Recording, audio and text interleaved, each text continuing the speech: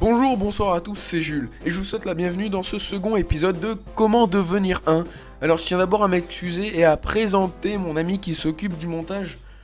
Il a pas encore de nom, mais je trouverai bien un nom à la hauteur de son boulot, hein, parce que c'est vraiment exceptionnel ce qu'il fait, hein, il met du temps à trouver les images et tout. Allez, salut mon pote. Voilà, bon, cela fait, aujourd'hui nous allons apprendre à devenir des profs de sport.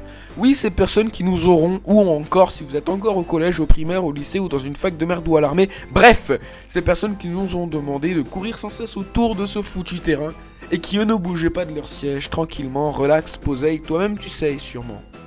Devenir un prof de sport, bah c'est pas très bien compliqué, hein, et comme à chaque épisode, attaquons-nous au physique à avoir.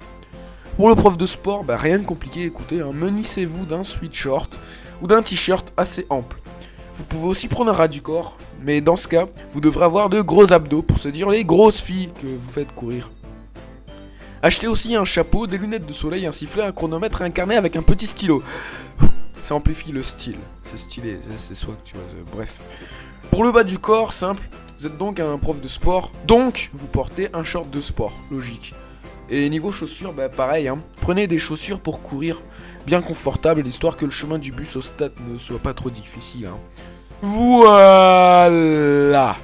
Vous avez le vrai look d'un prof de PS. Passons désormais aux mimiques de ces gens que je qualifierais d'inqualifiables. Un prof de sport a toujours quelques petites choses qui font que c'est un prof de sport. En voici le top 5. Numéro 1. Le prof de sport aura toujours la manie de se poser à l'endroit où il y a le plus d'ombre. Comme par exemple, dans ton numéro 2. L'individu a souvent le malin plaisir de vous laisser crever de chaud et de soif pendant que lui sirote tranquillement son punch coco. Numéro 3. Le professeur d'éducation physique et sportive aura aussi le malin plaisir de mettre en appréciation sur votre bulletin résultat satisfaisant, mais peut mieux faire. Non, j'ai juste failli faire 2 arrêts cardiaques, un infarctus et une insolation sur la pelouse. C'est clair que j'aurais pu mourir. J'aurais une meilleure note, hein, c'est clair. Numéro 4. Je commence à plus trop avoir d'idées, mais c'est pas grave. Le prof de sport ne veut jamais intervenir. Quoi qu'il demande, il ne le fera pas. Question de principe, hein, il va pas courir sur la pelouse, quand même.